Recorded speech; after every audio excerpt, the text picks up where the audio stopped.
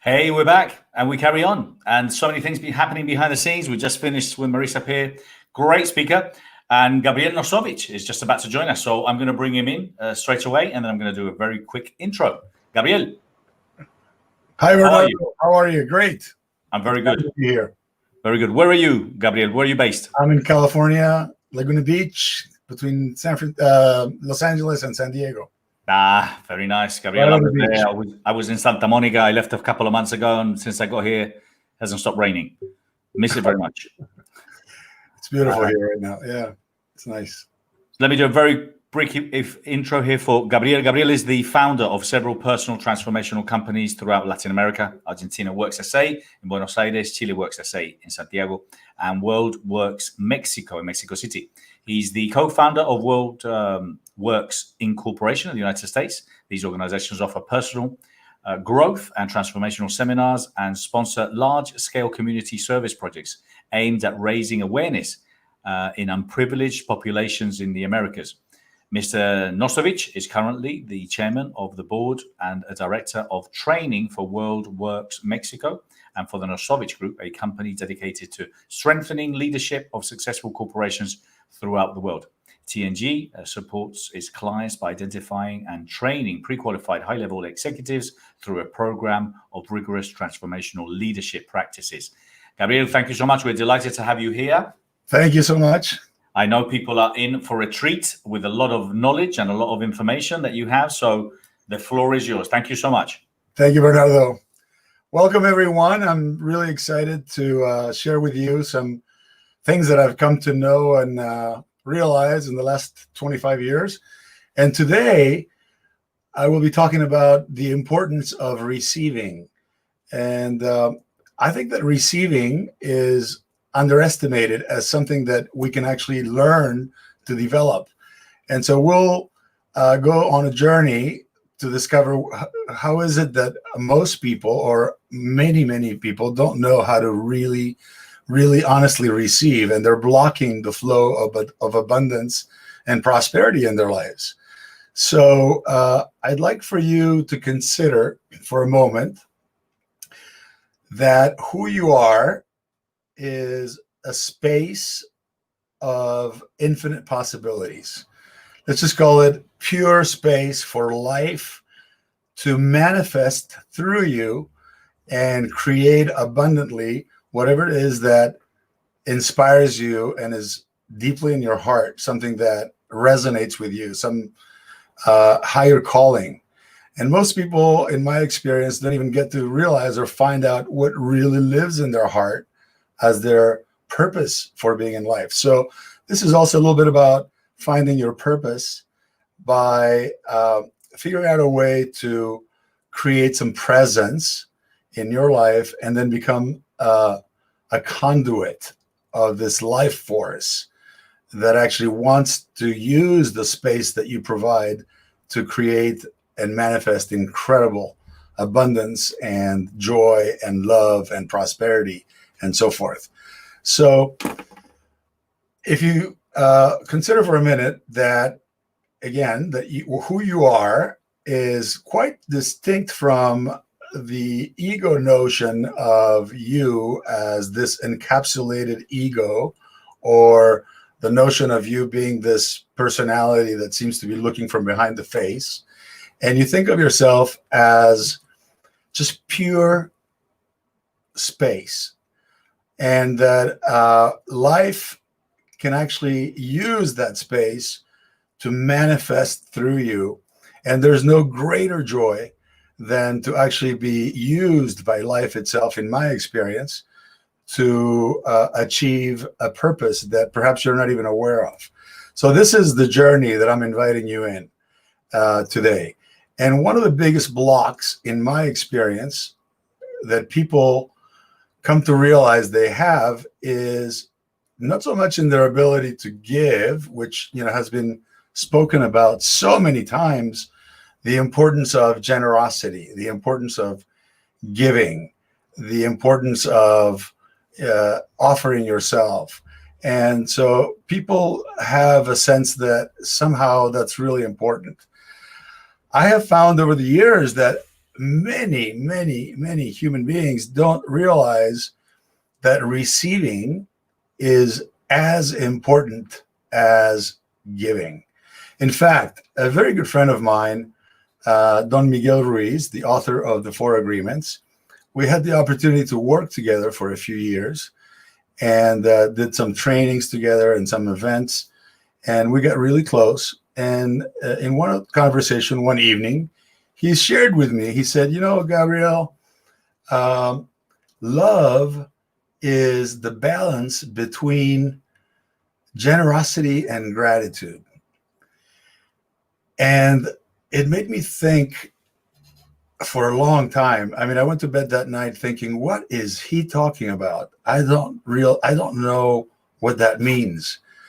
But the following morning I woke up and I had a whole vision for exactly what I'm going to be sharing with you today. Generosity being the outflow of energy and life and the giving aspect of it, and gratitude somehow was one of the key elements in the process of receiving. So I'm going to use the easel chart to illustrate some of these things, and we're going to go step by step so that you have an idea of what I'm talking about. So I'm going to adjust my camera so you can see better and you can see me. So again, consider that who you are is pure space. We're going to illustrate the space as empty space of possibility. Possibility meaning something that wants to happen that hasn't already occurred or happened. And the way that we block that is by filling up that space with stories. There are some huge stories. Stories are beliefs or fears that we create. In a moment, I will tell you how we create those stories. But if I am filled up with stories, these stories are blocking my ability. If I am a conduit for life itself, almost like a hose, and life being this water running through it, these would be like stones that are blocking. So not a lot of water can go through the space that I'm providing. So most people don't even realize that they are going through life as a collection of stories. Now, let's take a moment to figure out how is it that we create stories and how is it that we identify with the stories. And we believe that those beliefs that we have, those limiting beliefs, are actually part of who we are. You know, we're always talking to ourselves and revealing to ourselves what other stories that we're running. So consider for a moment the possibility that you don't realize how many stories are running your life. Now, how do stories get created? So we have gone through life filling up this incredible space of pure possibility with a bunch of beliefs that are born very early in life.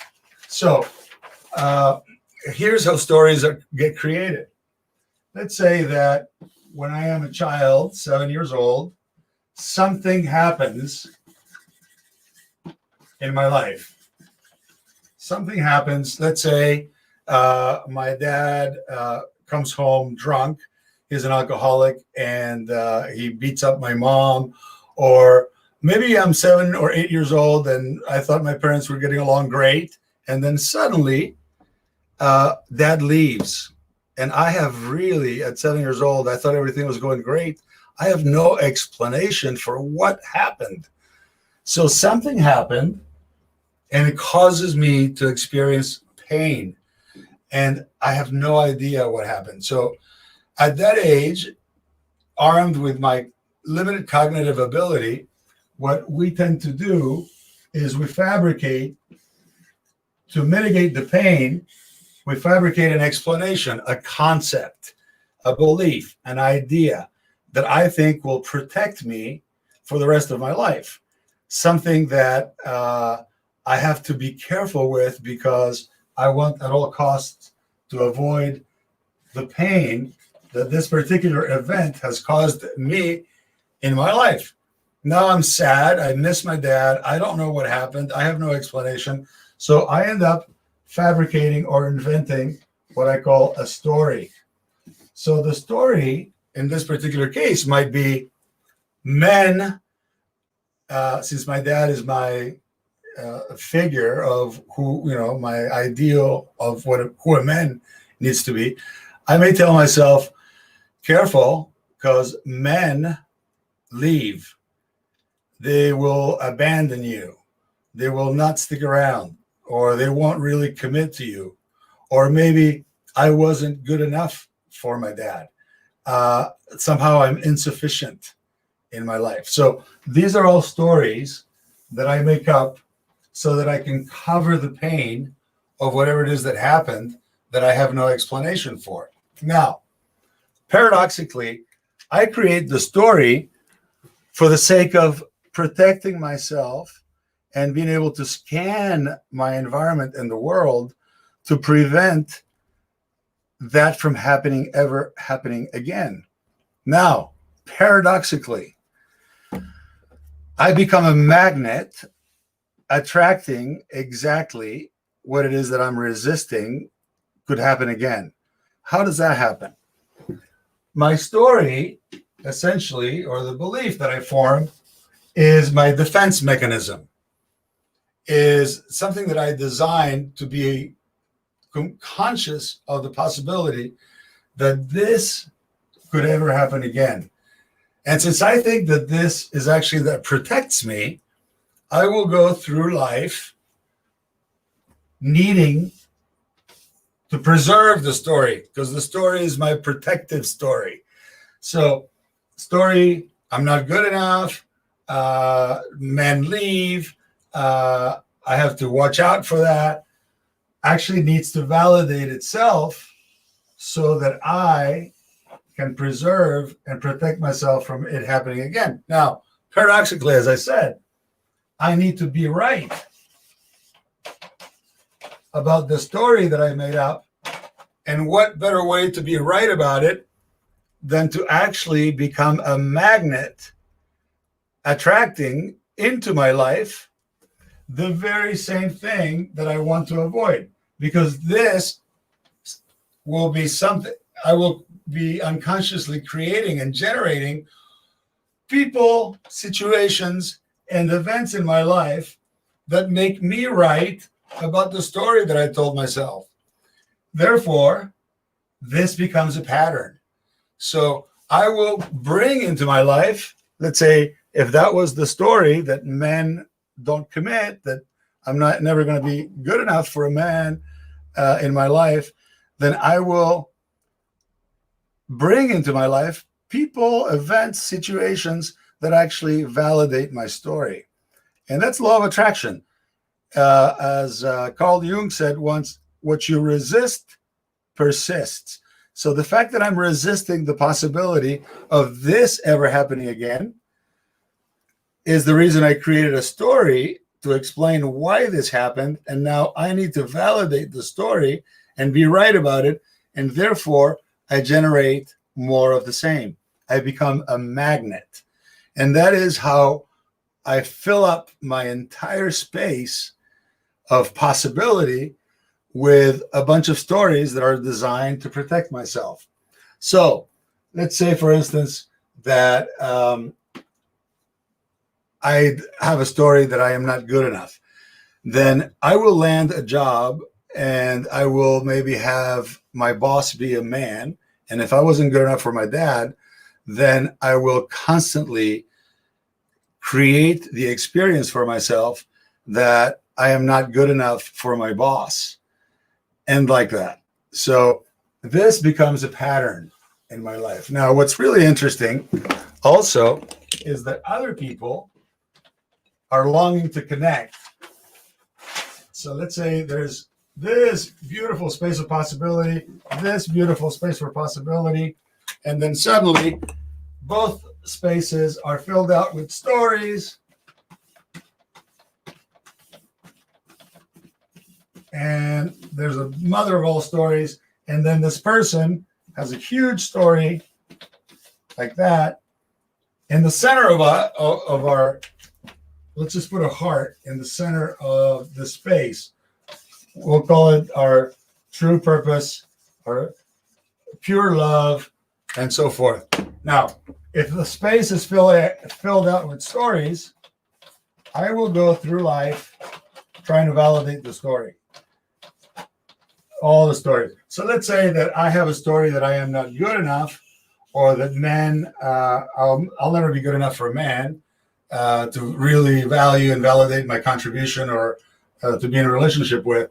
And here's a man who has a story that says something like, I can't count on, let's say I'm a woman, I can't count on women to deliver because my mom didn't stand up for me when I needed it. So women can't be counted on. I can't trust them. I told her once a secret, let's say, and my mom, I told her it was very private, and she went and told my grandmother. So women can't be counted on.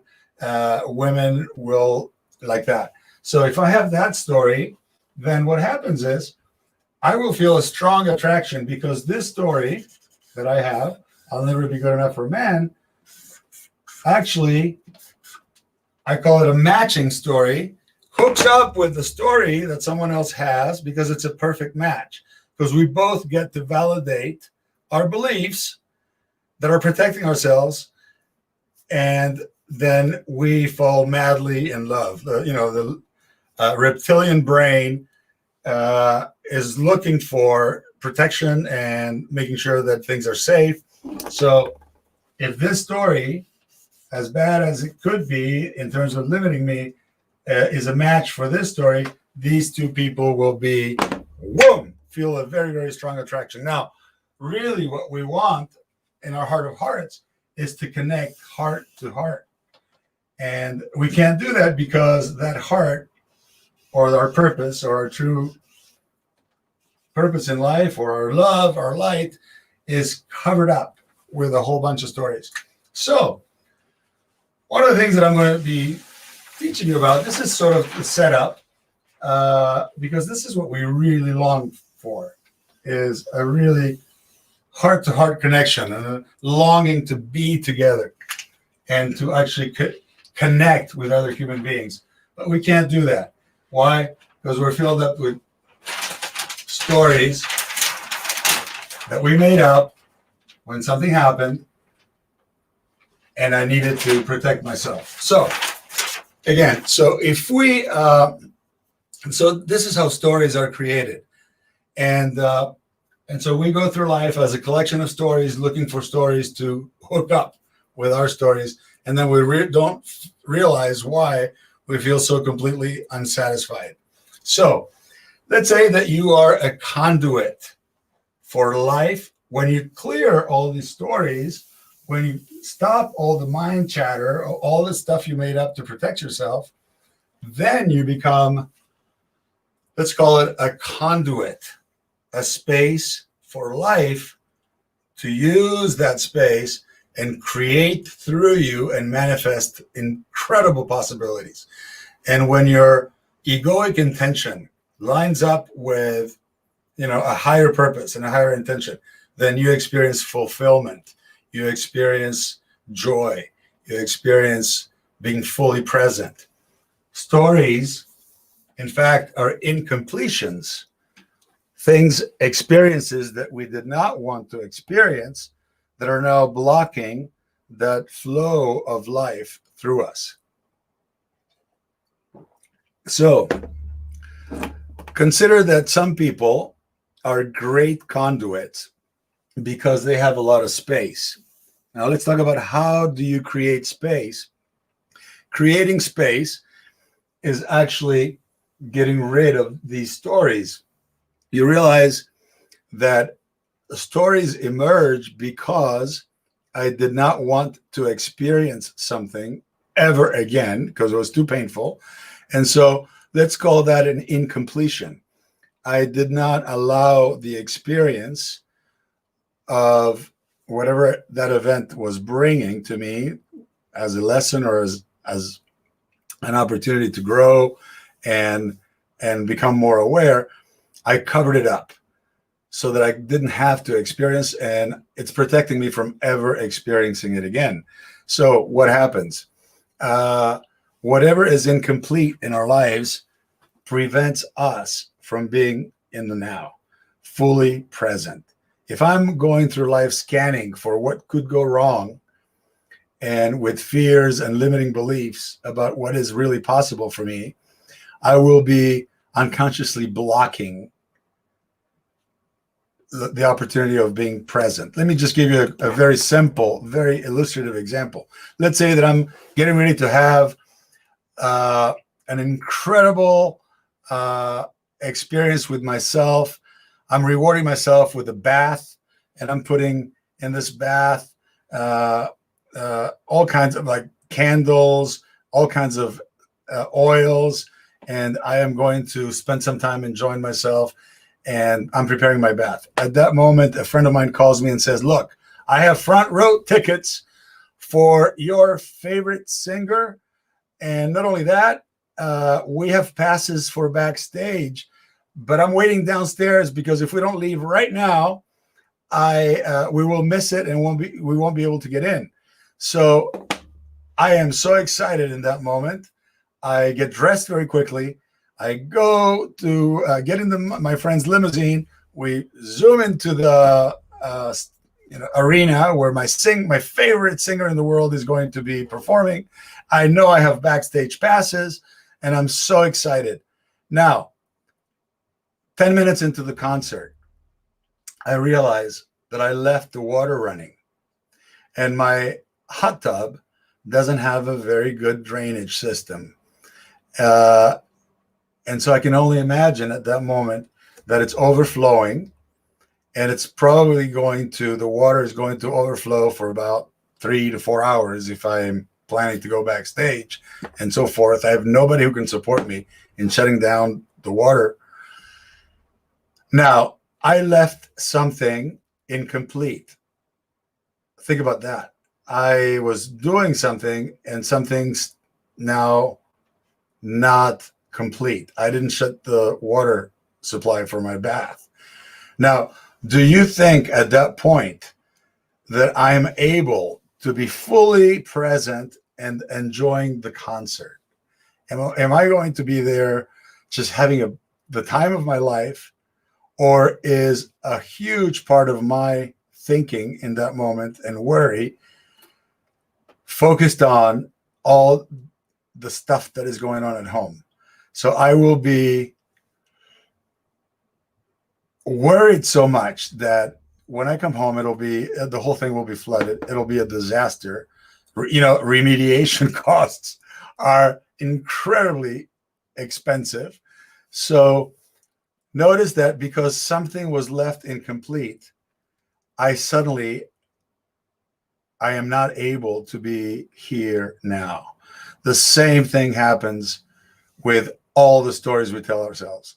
Stories are incompletions.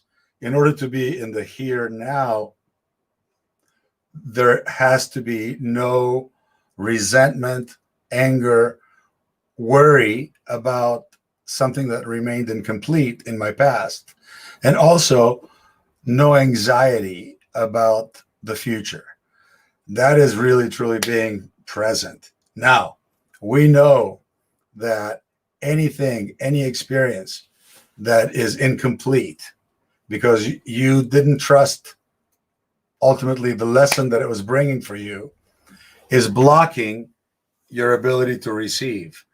So again, if this was a hose and the life force was, or light or love or whatever you want to call it, wants to use that beautiful space, you being the conduit for life to generate, create, manifest through you, and it's filled up with stories.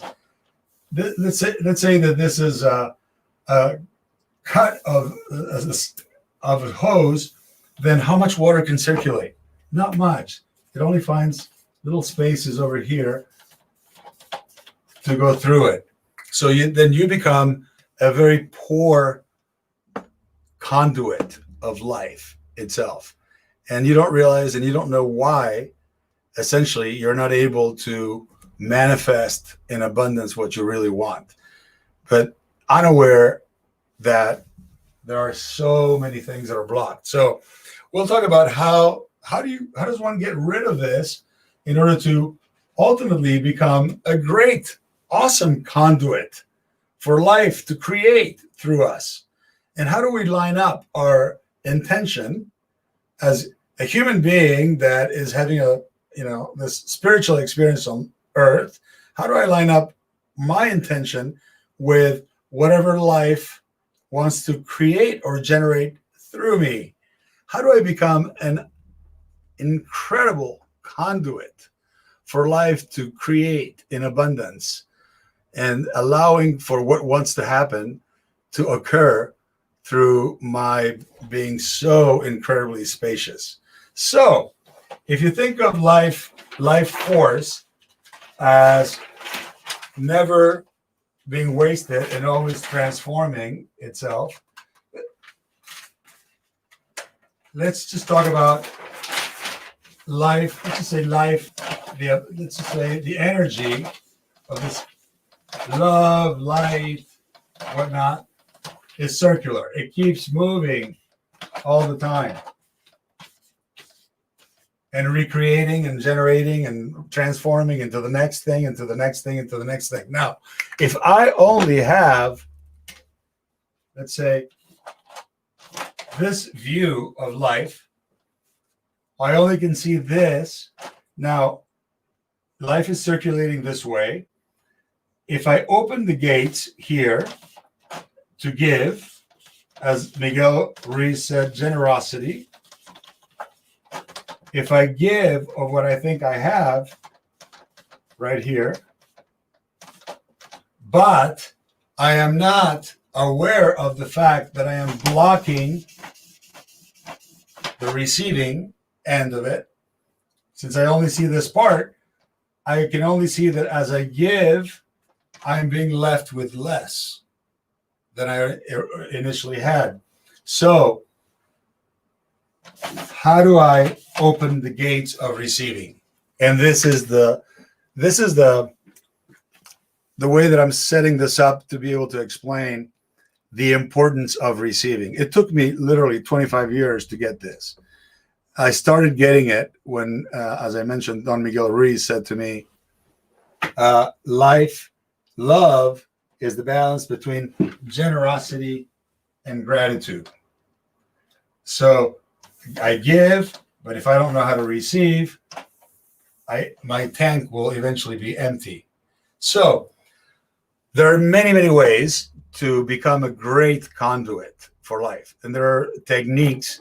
And in fact, if you follow me on Instagram and direct message me, I will share with you a course, because an audio course that is 5 hours long, and you can do it at home with a workbook. And what is exciting about it is that I went to sleep one night and I asked myself, what would be a way to support people in shedding stories that no longer serve them, so they don't become a magnet attracting exactly what they don't want? And how do I support people in becoming extremely awesome, great conduits of life? What do I mean by conduit? Let's just give you an example.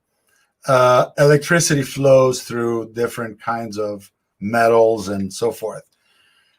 So copper, for instance, is a great conduit for electricity. Electricity flows very well through, let's say, copper.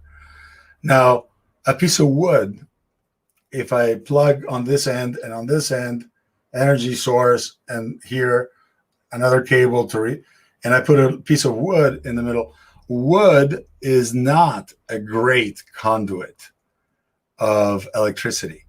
Now, the invitation here is for you to become an extraordinary conduit of life itself. So for that, spaciousness, clearing stories allows for life to be able to manifest through you. So Miguel said to me, Don Miguel Ruiz said to me that one of the ways to open the gate, as I understood it, was with gratitude. Obviously, gratitude is when I am in the state of gratitude, then when someone gives to me and I am grateful for it, I am authentically receiving whatever it is that they're giving me. Now, it dawned on me that if I am not able to receive very well, not receiving is a form of taking, because I'm not giving the giver the opportunity to give to me. If I don't know how to receive, someone brings me, let's say, a pilot marker, and I go, oh yeah, thanks. I am not really receiving gracefully because I'm not heart open and allowing for the gift to touch me. I'm not even present to it for whatever reason, for whatever story I'm telling myself. So developing a state of gratitude is one of the easiest ways to start opening the gates of receiving. Now, get this.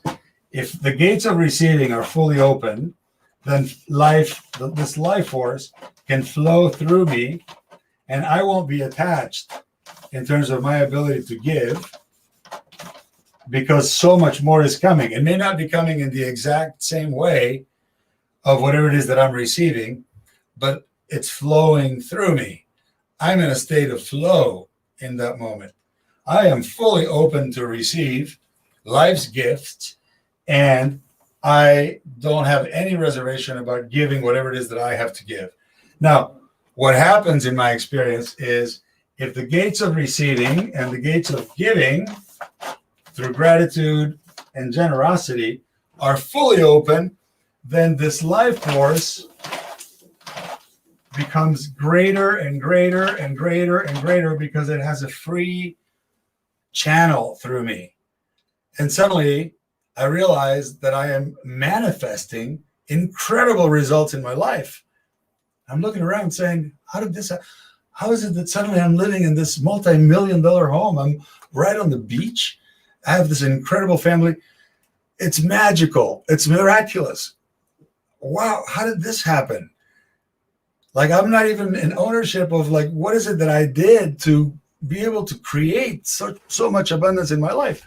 Well, it dawned on me eventually that there was a practice that I want to teach you that has to do with receiving. We've been able to receive so many gifts. Life has so many gifts for you, and you're blocking the possibility of receiving those gifts because sometimes those gifts come in an unpleasant package.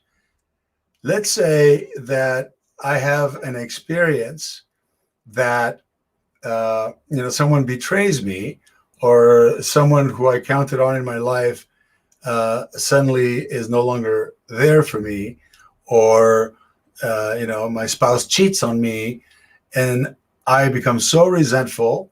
I create a story about what happened, and then that story blocks the receiving. Now, if I'm willing to look deeper into what is the lesson that I needed to learn through that experience that wasn't necessarily joyful or exciting, because it actually did cause me pain, but I allow the pain, as Ken Wilber would say, to self-liberate whatever it is that I'm experiencing. If I allow my experience to fully and completely experience my experience, that experience completes itself. It, as Ken Wilber says, it self-liberates in the ever-present moment of now. Now, if I'm resisting the experience, then life will continue to serve back again and again and again more of the same, because it was a lesson that I needed to learn. So I did not receive the gift that came in this ugly package. I didn't look for the blessing in it. I didn't look for what I needed to learn in the process of experiencing something that was painful to me. that blocks the opportunity to receive. That's why the second really, really important way of opening the gates of receiving is something that we call forgiveness. If I am not willing to forgive, then I am blocking the receiving, because my unwillingness to forgive is a function of me being right about someone else doing something wrong.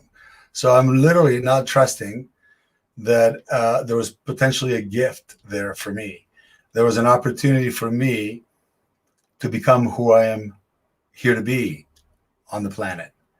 So forgiveness erodes and eats up at your personal power. The lack of forgiveness, the way, not forgiving someone and continuing to be resentful and blaming other people for whatever it is that you happen to experience is a way of blocking the receiving. So notice that unless I forgive and unless I am able and willing to be grateful for whatever life brings to me at any moment in time, if I am unwilling, then I can't possibly be present. If I can't be grateful, it's because I'm too preoccupied with something else. So instead of appreciating the gift and looking for the blessing in the gift, I will dismiss it. And what happens to the person who gives to me? They'll feel cheated. But the moment I'm not able to receive because I don't allow myself to be present, then I am taking from whoever is giving to me, because they can't complete on their experience of wanting to give to me. So consider that receiving is literally a way of giving. So if to receive, you need to forgive, notice even the etymology of forgiveness. In order for you to be able to give, meaning generosity and allowing the flow of life to circulate freely through you, in order for being able to give, forgiving, you need to be able to receive. And that is what allows you to be here now in the moment. Now, I have a really good friend whom I've asked for permission to share, because she told me once, and we talked about this extensively. She's a great colleague. Her name is Allison Armstrong. And she developed this idea of what a great receive. For people who don't know how to receive, she says, most people don't know how to receive. And we were having this conversation. And she says, but if we break it down for people and they realize there are at least 3 elements that are critical to a great receive, to be able to just really authentically be present to the gift, people will have to consider, number 1, the original intent of the person giving you the gift, which includes the time and effort and thought they put into selecting whatever gift they wanted to give you. So let's say that someone, just for the sake of argument here, gives me a pilot marker. And I go, okay, thanks. Then I'm not receiving. Now, if I pay attention to the fact that they were conscious and aware of the fact that I love these very thick pilot markers because they allow me to write on an easel board and everybody can see it, instead of those little thin markers, I want this big, thick, that when I have a room with 500 people, all the way in the back, people can see what I'm writing on the easel board. So they paid attention to, I always use these thick markers. Now, that was thoughtful, that, I would have my own. Sometimes I show up to do a talk and they don't have my markers. So this person, actually thought about it and they paid attention to me. Not only that, I could also acknowledge the fact that maybe I'm in Mexico and these are really hard to come by in Mexico. You have to order them, and sometimes it takes 2 months to get them. They're not readily available. So they actually planned for this. They took the time to not only figure out something that I really appreciate and like, but they also put in the effort and, took the time to order it and so forth. So I can acknowledge all of that as the first piece. Secondly, she says, first acknowledge the intent and the time and the effort and the thought that went into giving you the gift. Secondly, just pay close attention to the gift itself. Wow. And it's a blue one. And it's already loaded, full with ink. And he also took the time to buy me some, replaceable ink so I can charge him every time I need to.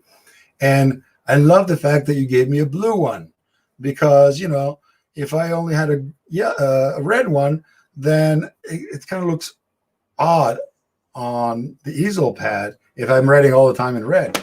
Blue and black are colors that I could use, and most people, won't be in resistance. So I love the fact that you even thought about the blue, and it's a great marker, brand new. I love it. Thank you so much. And then the third thing that Allison taught me was acknowledge the future that becomes possible for you because of the gift. I was like, what does that mean? Well, if sometimes you show up in places where they don't have your markers, and now you have your own that you can carry in your briefcase, if they don't have the marker, then in the future, when you show up to do a talk and they don't have your marker, then you already have your own marker. So there's a future that becomes possible because of the gift. So if you acknowledge the intent, the purpose, you acknowledge the gift itself, because you take a moment to, pay close attention to what the gift is, and you acknowledge also the future that becomes possible, then the person will feel like you authentically received. You are fully present. You take the time to receive that gift. So I have developed, so you say, okay, so all I have to do in order to open the gates of receiving is to practice and nurturing this deep state of gratitude. Yes, absolutely. Easy. Something you need to do. So does that mean that it's better for me to stop holding grudges and clear my head of resentment and making other people wrong and being stuck in the past about the stuff that someone did that could have hurt me, and in my heart really forgive them? Yes. Those are two incredible tuning forks, so to speak. Those are two incredible calibration points that open wide the gate of receiving, so that the abundance of life and flow can actually start manifesting and creating through you. Now, some people say, well, easy for you to say, but what if I don't feel that I really want to forgive somebody? What if someone gives me something I don't really like? Do I need to lie about it? How do I clear some of the stories that I have been repeating my entire life? How do I get rid of the stories that are like the big stories that, I still want to be right about, because I felt made wrong. I felt like something happened, story. I felt like, there's a huge one here. I don't want to forgive. I don't want to yet give up. I feel like it just gives me some power. I'm protecting myself. So how do I get rid of something? I can't force myself to forgive. I can't really force myself to be grateful for something that I don't think is something that I really wanted. And so how do I get rid of those stories? How do I create space when I find myself stuck in really not wanting to forgive so much something, because there's a payoff for me in being right? Obviously, there's always a payoff in being right. You get to have a justification. You get to blame other people. There's some goodies attached to your unwillingness to forgive. Now, also realize that when you're not forgiving, when you don't take full responsibility for the experience, when you don't allow the experience to complete itself, when you're still holding a grudge, grabbing onto that experience, you're blocking your ability to manifest in abundance in your life. But if authentically you find that it's really difficult, here's where I created this audio course. Like I mentioned earlier, I went to sleep one night and I was thinking about what Don Miguel Ruiz said to me. Love is the balance between generosity and gratitude. I figured out gratitude is a function of being present. When you are fully present in the here now, then everything seems to be absolutely perfect the way it is. You're fully surrendered. You're in flow. When you're in flow, magic happens. And when your heart is fully open and you are in the here now, then you're filled with compassion. You're filled with all love and all these emotions for whatever is showing up. So if someone is making a mistake, then you experience their mistake, even if it affects you, with compassion for, what could have happened to them such that they would do that. And what is the lesson for me? How can I heal that within myself, that I find myself still reactive to whatever they did, that, based on probably a story that they're validating. Maybe, she had a story that men aren't trustworthy. So I'm hurt because when I come home, she's checking all my pockets and making sure that, and then she wants to control my behavior. She calls me 10 times a day. And my experience is she doesn't really trust me.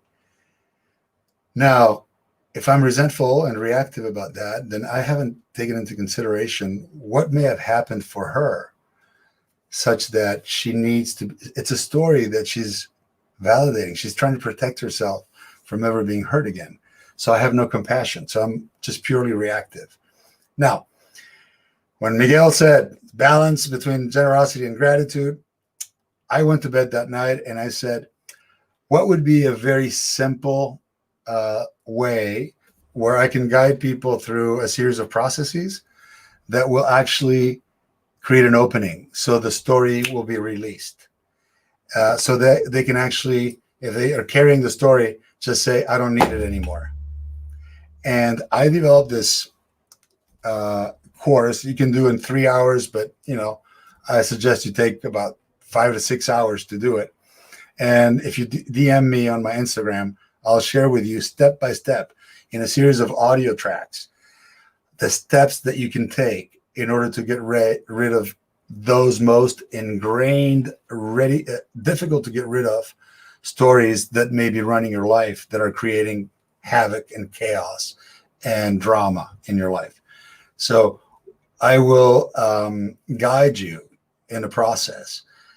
And let me just briefly tell you how that works. First, I'm going to ask you about something that is so important to you, so meaningful, and so like your biggest ever dream, and that you are almost giving up because you have not been able to achieve it. And I say the only reason you haven't been able to achieve it is because there's a story blocking that possibility for you. So then we'll figure out what are the reasons and justifications that you have for why you still don't have that in your life, that big, huge, inspiring dream. Why is it not yet part of your life? Why is it impossible to have it as a content in your context? What is the context, the belief system, the box that is keeping that dream away outside the box for you? So what are the walls of this box that are protecting you and limiting you from achieving that particular result. Then in this course, I will guide you through identifying what is the core story that you're running that is resisting this possibility of you being able to create that huge dream in your life. And through a series of questions and through an audio, I will be guiding you. You'll be writing in a workbook to identify the core story to the point where you are clear, completely clear. What is the story that is totally blocking you? Then after that, we'll go to the event where you generate that story so that the emotion can be released. I'll guide you through that. And then I'll give you 8 steps. If you follow the plan and if you follow those 8 steps, which have to do with revealing the story to the people that you use to validate the story, it is incredible the miracles that you'll be able to generate in your life. So I look forward to supporting you that way in going through step by step in a way that you, with absolute clarity, you reveal to the people you love and to anyone around you what is the story that you are validating through them. And it's an act of courage and an act of forgiveness of yourself and apologizing to other people and having gratitude for that relationship. Like Ho'oponopono. You'll be grateful, filled with love. You will apologize sincerely, and you will also realize that you have been using the people that you love in your life in order to be right about a story. Once you tell on yourself and you reveal the story, you can no longer use the story because people around you are going to be guarding, watching carefully that authentic you that communicated from your heart, that had them know exactly and in ownership of how you were ultimately using them unconsciously to be right about a story. And you become aware of the prices, not only that you have been paying in that relationship, but the prices that they have been paying in that relationship. And you authentically invite them into creating the future together with you not validating that story, not being right about it, then a whole different world of possibilities opens up. And I look forward to hearing from you what you create. I have heard from people in India, in Australia. I have it for those who want to do it in Spanish. I have it in Spanish. I have it in English.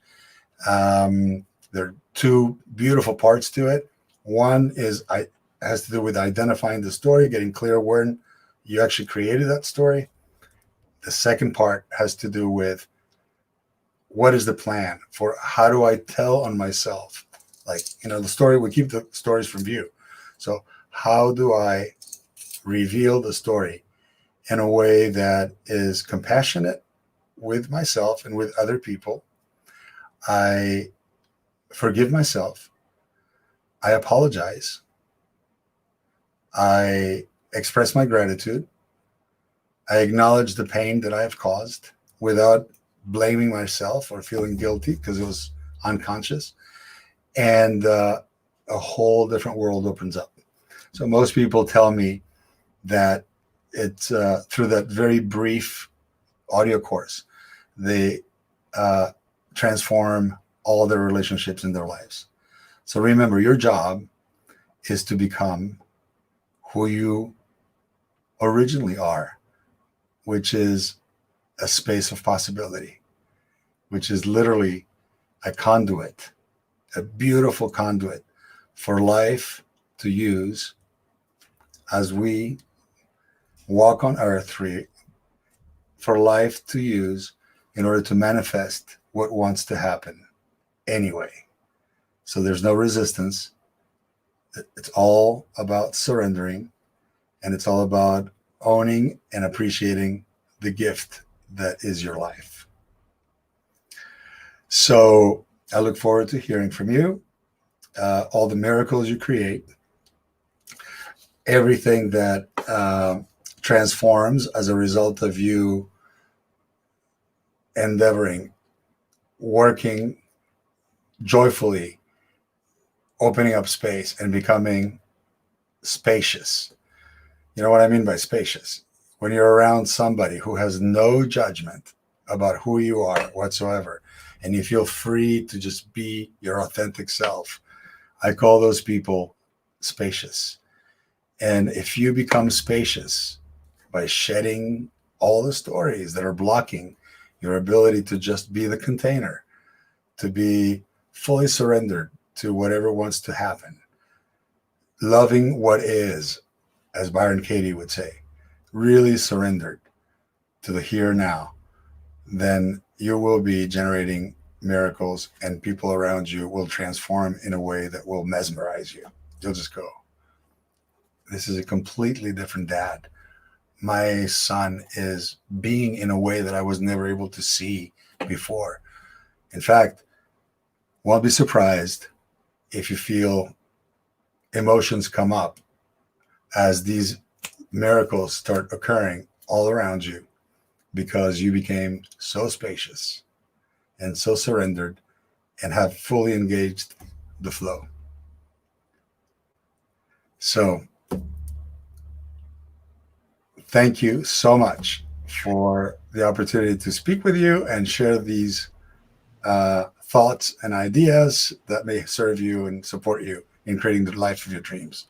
Well, thank you so much. I'm sorry Bernardo's not here. He's on another link, but you are amazing. Thank you. Your stories are amazing, and what you shared just really touched me. So thank you so much for showing up with us today. Thank you so much. Thank you for the opportunity, and I look forward to sharing some more in the future. All right. Well, thank you, everybody. I'm sorry, what? No, I said thank you, everybody. Oh, you're so welcome. All right. Amazing. Have a lovely rest of your day. Thank you so much. Bye-bye.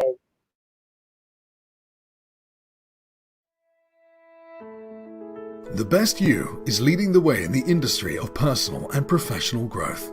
Through our magazine, expos, e-learning, TV, club, and awards, the best you's objective is to help people achieve their dreams, to do more, to be more, to live a life without limits. Join us if you believe in helping and inspiring others, in changing the world, in making it a more just and fair place through education and inspiration.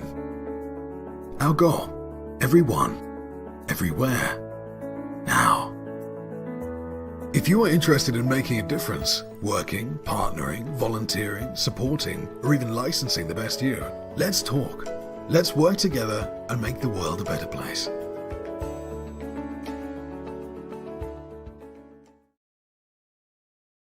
The Best You Online.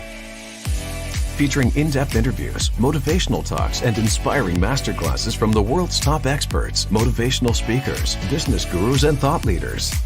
Leaders and influencers from all over the world are here to share their knowledge and skills with you. With over 500 speakers, The Best You Online is a priceless mine of personal development wisdom, knowledge, and practical information to help you take charge of your life and take you, your business, and career beyond where you have always wanted to go. The Best You Online